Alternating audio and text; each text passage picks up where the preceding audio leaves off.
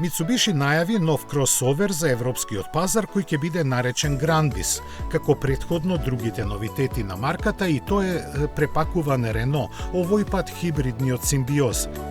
Никакви детали за него не се објавени, но сигурно е дека технички ќе биде идентичен како францускиот оригинал, кој всушност е продолжена верзија на Каптур и под амблемот со диамантите се продава како ASX. Тоа значи дека ќе има 1,6 литарски хибридно засилен агрегат со 145 конски сили, кој засега единствено е достапен кај Симбиоз. Дизајнерски од него ќе се разликува само во детали, а се очекува и опременоста да биде на исто ниво. Mitsubishi со него очекува да продолжи со освојувањето на купувачите од Европа, кои скоро да ја отпишаа марката. Лани за незините модели се одлучија околу 60.000, што е за повеќе од 40% подобро отколку претходната 2023 година.